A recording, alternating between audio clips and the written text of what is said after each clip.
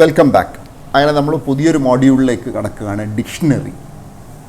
ഇതിന് വേണമെങ്കിൽ വേറെ പല പേരും കൊടുക്കാം, ടേബിൾ എന്നൊക്കെ വേണമെങ്കിൽ പേര് കൊടുക്കാം. അപ്പോൾ എന്താണ് ഒരു ഡിക്ഷണറി? അതിൻ്റെ ഡെഫിനേഷൻ ഇവിടെ എഴുതാം. Dictionary is A mapping between A set of keys and set of values. അപ്പോൾ കുറേ കീസ് ഉണ്ടാവും, ഓരോ കീക്കും കറസ്പോണ്ടിങ് ആയിട്ടൊരു വാല്യൂ ഉണ്ടാവും. അതാണ് ഡിക്ഷണറി. നമുക്കത് ഇതിനെപ്പറ്റി ബേജാറാവണ്ട.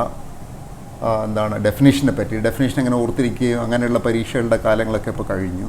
നമ്മൾ ഡിക്ഷണറി എന്താണെന്ന് മനസ്സിലാക്കുക. അതിന് ഏറ്റവും നല്ലൊരു എക്സാമ്പിൾ, നല്ലൊരു മെത്തേഡ്, നമുക്കൊരു ഡിക്ഷണറി നോക്കാം. ഒരു സിമ്പിളായിട്ടുള്ളൊരു ഡിക്ഷണറി നമുക്ക് ഉണ്ടാക്കാം. അപ്പോൾ അതിന് നമ്മൾ എപ്പോഴും എല്ലാ പാഠങ്ങൾക്കും ചെയ്യുന്ന പോലെ initialization of A dictionary.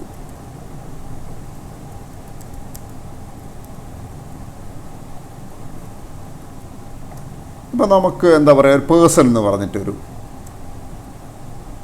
Dictionary ഉണ്ടാക്കാം. ഒരു പേഴ്സൺ എന്ന് പറഞ്ഞ ഡിക്ഷണറി എന്ന് പറഞ്ഞാൽ ആ ഡിക്ഷണറിയിൽ ഒരു പേഴ്സൻ്റെ എല്ലാ കാര്യങ്ങളും ഉണ്ടാവും. ഒരു പേഴ്സൺ എന്ന് പറയുമ്പോൾ അയാളുടെ പേരുണ്ടാവും,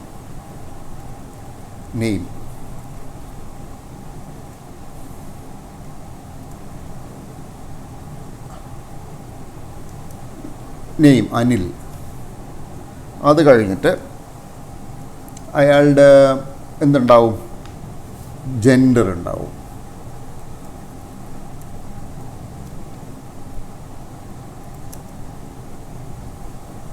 മെയിൽ.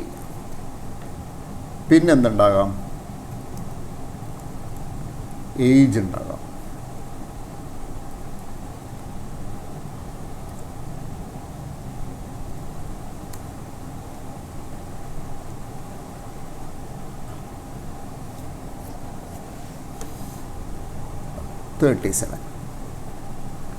അപ്പോൾ ഇതാണ് ഒരു ഡിക്ഷണറി. അപ്പോൾ ഡിക്ഷണറി നമുക്ക് പ്രിൻ്റ് ചെയ്യിക്കാം. നോക്കാം, print person, name Anil, gender mail, age 37. അപ്പോൾ ഡിക്ഷണറി എന്താണെന്ന് ഞാൻ ഒന്നുകൂടെ വൃത്തിയായിട്ട് പറയാം. ഡിക്ഷണറി എന്ന് പറഞ്ഞാൽ നമ്മൾ ഡെഫിനേഷനിൽ പറഞ്ഞു, it's A mapping between A set of keys with set of values. ഇവിടെ കീ എന്താണ്? നെയിം ഒരു കീ ആണ്. നെയിം, പേഴ്സൻ്റെ നെയിം എന്താണ്? അനിൽ. പേഴ്സൻ്റെ ജെൻഡർ എന്താണ്? എം. പേഴ്സൻ്റെ ഏജ് എന്താണ്? 37. അപ്പം നെയിം, ജെൻഡർ, ഏജ് എന്താണ്? കീയും അനിൽ, മെയിൽ 37 എന്ന് പറയുന്നത് ഇതിൻ്റെ വാല്യൂസുമാണ്. ഡിക്ഷണറിയിൽ വേറെ ശ്രദ്ധിക്കേണ്ട ഒരു കാര്യം, ഇത് ഞാൻ ഒന്ന് വലുതാക്കാം.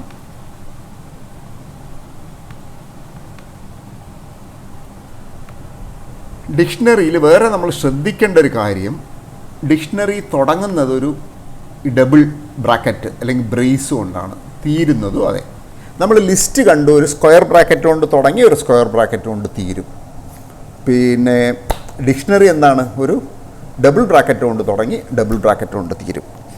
വേറെ ഒരു കാര്യം, ഡിക്ഷണറി എന്ന് പറഞ്ഞാൽ നമുക്കൊരു 2 കോളം ആയിരിക്കും എപ്പോഴും ഡിക്ഷണറിക്ക് ഉണ്ടാവാൻ.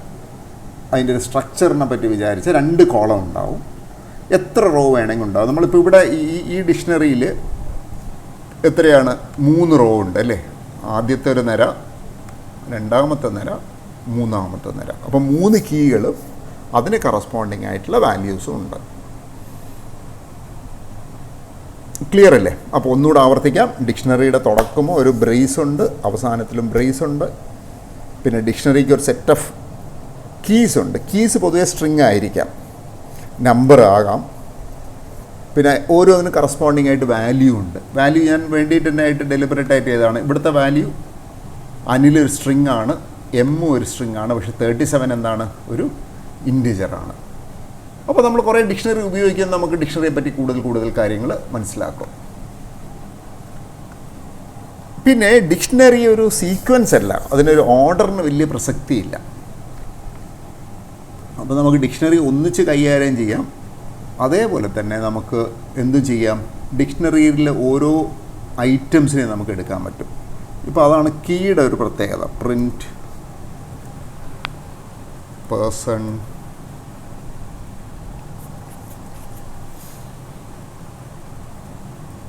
Name.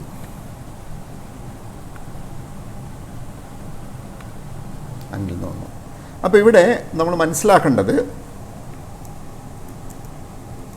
we can access an element of a dictionary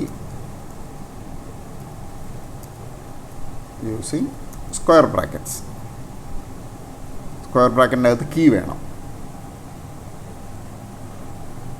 അപ്പോൾ നമുക്ക്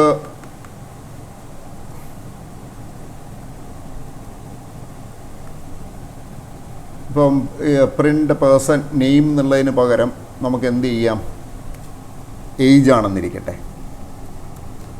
എന്ത് വരും അപ്പം? 37 വരും. അപ്പം ഡിക്ഷണറിയുടെ നമ്മൾ ലിസ്റ്റ് ആണെങ്കിൽ ലിസ്റ്റിൻ്റെ ഇൻഡെക്സ് 1 2 3 4 5 അങ്ങനെ പറ്റത്തുള്ളൂ. ഡിക്ഷണറിക്കാണെങ്കിൽ ഇൻഡെക്സ് എന്താകാം? കീ എന്തും ആവാം, കീ ആവാം. പിന്നെ ഡിക്ഷണറിയിൽ ഓർഡേഡ് ആയിട്ടുള്ളൊരു ഡാറ്റ സ്ട്രക്ചർ അല്ല. നമുക്ക് ഡിക്ഷണറിയെ പറ്റി കൂടുതൽ കാര്യം മനസ്സിലാക്കാൻ വേണ്ടിയിട്ട് ഇതിൻ്റെ ഒരു ടൈപ്പ് ഒന്ന് പ്രിൻ്റ് ചെയ്യിപ്പിക്കാം. പ്രിൻ്റ്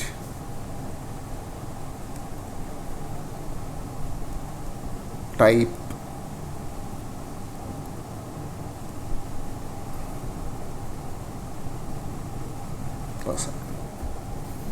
ഡിക്റ്റ് എന്ന് പറഞ്ഞൊരു ഡാറ്റ ടൈപ്പാണ്. ക്ലാസ് ഡിക്റ്റ് ആണ്. അപ്പോൾ നമ്മൾ പുതിയതായിട്ട് ഒരു ഡാറ്റ ടൈപ്പ് കൂടെ പഠിച്ചു. എന്താണ്? ഡിക്റ്റ്. ഡിക്ഷണറി എന്ന് പറയുന്നത് ക്ലാസ് ഡിക്റ്റ് ആണ്. നമ്മൾ സ്ട്രിങ് പഠിച്ചു, ഇൻറ്റിജർ പഠിച്ചു, ഫ്ലോട്ട് പഠിച്ചു, ബൂളിയൻ പഠിച്ചു, ഇപ്പോൾ ഇതാ ലിസ്റ്റ് പഠിച്ചു. ഇപ്പോൾ ഇതാ നമ്മൾ എന്തുകൂടെ പഠിച്ചിരിക്കുകയാണ്? ഡിക്റ്റും കൂടെ പഠിച്ചിരിക്കുകയാണ്. നമുക്ക് വേറൊരു ഡിക്ഷണറി കൂടെ നോക്കാം. നമുക്ക് വളരെ ഇഷ്ടപ്പെടുന്ന ഒരു ഡിക്ഷണറി. അതിൻ്റെ പേര് സാർത്ഥകമായിട്ടുള്ളൊരു പേര് കൊടുക്കാം.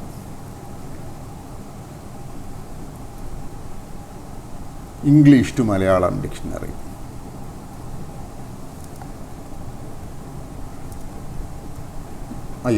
ഡിക്ഷണറി തുടങ്ങുന്ന ഈ ഡബിൾ ബ്രാക്കറ്റ് വെച്ചിട്ട് അല്ലെങ്കിൽ ബ്രേസ് വെച്ചിട്ട്, അപ്പോൾ നമുക്ക് ഇംഗ്ലീഷിൽ 1, അതിൻ്റെ മലയാളം എന്താണ്? 1. അത് കഴിഞ്ഞിട്ട് കൊമ, എൻ്റർ. അത് കഴിഞ്ഞ് 2. ഇതിൻ്റെ മലയാളം എന്താണ്? 2. കഴിഞ്ഞിട്ട് കൊമ,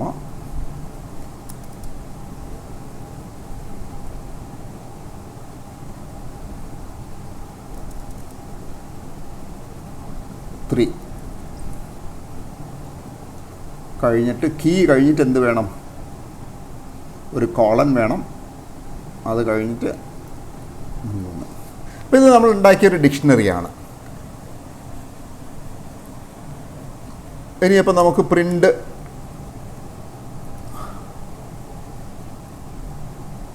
ഇംഗ്ലീഷ് ടു മലയാളം. നമുക്കൊരു ഡിക്ഷണറിയിലെ 2ൻ്റെ മലയാളം കിട്ടണമെങ്കിൽ എന്ത് ചെയ്താൽ മതി? ഇവിടെ 2 എന്ന് കൊടുത്താൽ മതി.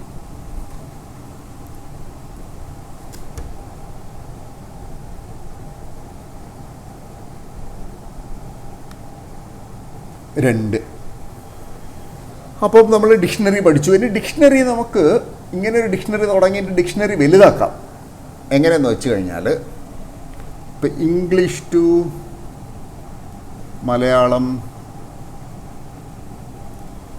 4 ഈക്വൽ ടു 4 ഇങ്ങനെ കൊടുത്തു കഴിഞ്ഞാൽ നമ്മളെ ഡിക്ഷണറി എന്തായി മാറും? ഡിക്ഷണറിയിൽ നേരത്തെ 3 റോയേ ഉണ്ടായിരുന്നുള്ളൂ. ഇംഗ്ലീഷ് ടു മലയാളം 4 എന്ന് കൊടുത്തു കഴിഞ്ഞാൽ എന്തായി മാറും? അതിൽ 4 റോ ഉണ്ടാവും. 4 റോ എന്ന് പറയുമ്പോൾ ഓരോ 2 കോളവും ഉണ്ടാവും. നമുക്കത് നോക്കാം. ഇപ്പം ഇനി പ്രിൻ്റ് ഇംഗ്ലീഷ് ടു മലയാളം കൊടുക്കാം. ഒന്ന് എന്ന് പറഞ്ഞാൽ 1 1, 2 2, 3 3, 4 4. പിന്നെ ഇതിലിപ്പോൾ ഡിക്ഷണറി എന്താണ്? Mapping between key and value. കീയും വാല്യൂ ആണ് ഡിക്ഷണറിയിലുള്ളത്. ഇവിടെ എന്തൊക്കെയാണ് കീ? 1 2 3 4 എന്നുള്ളത് കീ ആണ്. അതിൻ്റെ വാല്യൂസ് എന്തൊക്കെയാണ്? 1 2 3 4.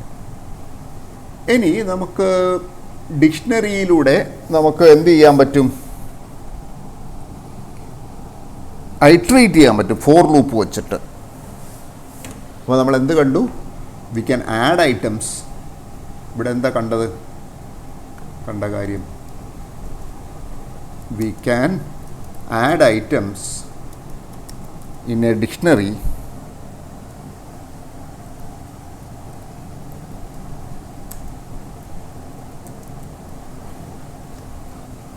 ഡിക്ഷണറി വളരെ സ്മാർട്ടാണ് കേട്ടോ. ഇപ്പോൾ നമ്മൾ ഇംഗ്ലീഷ് ടു മലയാളം നമുക്ക് എഴുതിയ 3 എഴുതി അത്ര ഇഷ്ടപ്പെട്ടില്ലെന്നിരിക്കട്ടെ.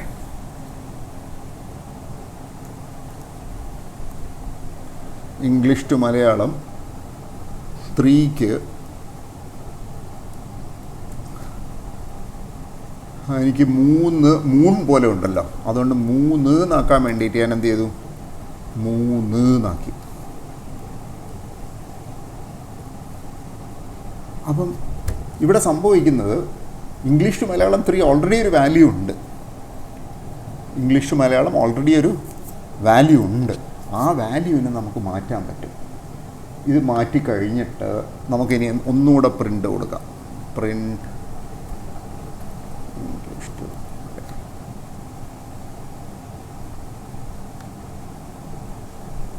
2. ഇതിപ്പോൾ എന്തായി? 3 എന്നായി. അപ്പോൾ അതുകൊണ്ട് എന്താണ്? ഡിക്ഷണറി മ്യൂട്ടബിളാണ്.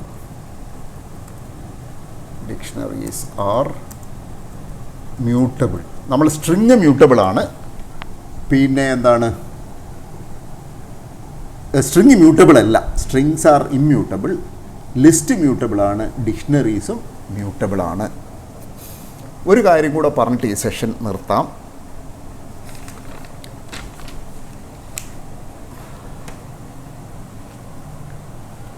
ലൂപ്പ് ഉപയോഗിക്കാൻ പറ്റും ഡിക്ഷണറിക്കകത്ത്.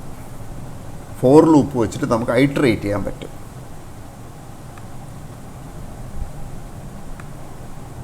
ഇപ്പം എന്ത് കൊടുക്കാം? For key in English to Malayalam print key English to Malayalam key, ഇങ്ങനെ കൊടുക്കാം. ഇപ്പോൾ ഇവിടെ എന്താ സംഭവിക്കുന്നതെന്ന് വെച്ച് കഴിഞ്ഞാൽ, ഈ ഫോർ ലൂപ്പിൽ ഐട്രേറ്റ് ചെയ്യുമ്പം ആദ്യം 1ാമത്തെ കീ എടുക്കും, പിന്നെ 2ാമത്തെ കീ എടുക്കും, പിന്നെ 3ാമത്തെ കീ എടുക്കും, പിന്നെ 4ാമത്തെ കീ എടുക്കും, അവസാനം വരെ ചെയ്യും. നമുക്കിവിടെ ഇതിൻ്റെ ഔട്ട്പുട്ട് എന്താണെന്ന് നോക്കാം. 1 1, 2 2, 3 3, 4 4 അങ്ങനെ പ്രിൻ്റ് ചെയ്ത് അതൊരു വലിയൊരു സൗകര്യമാണ്. ഒരു കാര്യം കൂടെ പറഞ്ഞിട്ട് നമുക്ക് നിർത്താം ഈ സെഷൻ. നമുക്ക് വേണമെങ്കിൽ ഒരു വവൽ കൗണ്ട് എന്ന് പറഞ്ഞിട്ട് ഒരു ഡിക്ഷണറി ഉണ്ടാക്കും. നമുക്കിത് അടുത്ത ക്ലാസ്സിലേക്ക് ഈ എക്സാമ്പിൾ ആവശ്യമുണ്ട്. ഇതിപ്പോൾ ഒരു വവൽ കൗണ്ട് എന്ന് പറഞ്ഞ ഡിക്ഷണറി ഉണ്ടാക്കിയത്. ഇതൊരു empty ഡിക്ഷണറിയാണ്. Print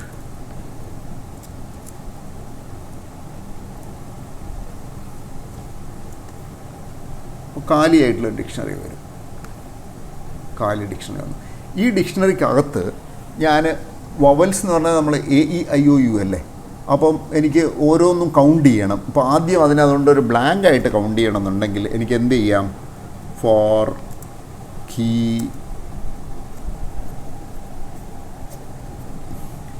in AEIOU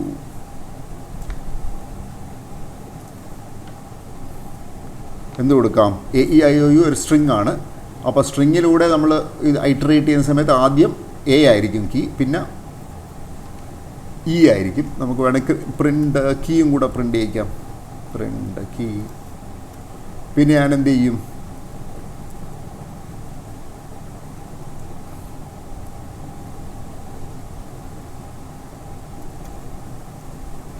equal to 0,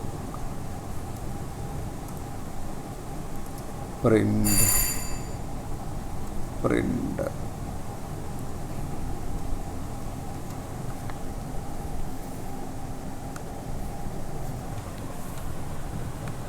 അപ്പോൾ എന്തുണ്ടായി, ആദ്യം ഈ കീ പ്രിൻ്റ് ചെയ്തു, പിന്നെ ഓരോന്നിൻ്റെ വാല്യൂ 0 കൊടുത്തു, പിന്നെ അവസാനം വവൽ കൗണ്ടിൽ എന്ന് പറയുന്ന ഡിക്ഷണറിയിൽ എത്ര റോസ് ഉണ്ട്, 6 റോ, 5 റോ, എ എന്ന് പറഞ്ഞ റോ, ഇ എന്ന് പറഞ്ഞ റോ, ഐ എന്ന് പറഞ്ഞ റോ, ഒ എന്ന് പറഞ്ഞ എല്ലാത്തിൻ്റെ വാല്യൂ എന്താണ്, 0 ആണ്.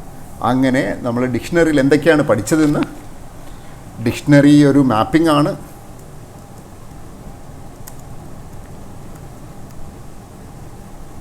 മാപ്പിംഗ് ബിറ്റ്വീൻ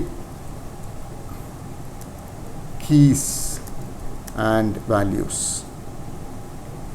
എത്രയോ റോ ഉണ്ടാവും, എല്ലാ റോയിലും 2 കോളം ഉണ്ടാവും. പിന്നെ ഡിക്ഷണറി മ്യൂട്ടബിളാണ്. പിന്നെ ഡിക്ഷണറിയുടെ തുടക്കവും അവസാനം ഇതാണ്. പിന്നെ എന്താണ്, നമുക്ക് ഡിക്ഷണറിയുടെ ഒരു എലിമെൻറ്റിനെ we can access an element of a dictionary using key. ആ ഡിക്ഷണറിയുടെ പേര് എഴുതിയിട്ട് എന്ത് കൊടുക്കാം, കീ കൊടുക്കാം. അങ്ങനെയാകുമ്പോൾ നമുക്ക് എന്ത് കിട്ടും, നമുക്ക് ആ വാല്യൂ കിട്ടും. ഡിക്ഷണറി വളരെ സിമ്പിളാണ്. നമ്മൾ കുറച്ച് എക്സസൈസൊക്കെ ചെയ്യുമ്പോൾ കാര്യങ്ങൾ കുറച്ചുകൂടെ കൃത്യമായിട്ട് പഠിക്കാൻ പറ്റും. Thank you.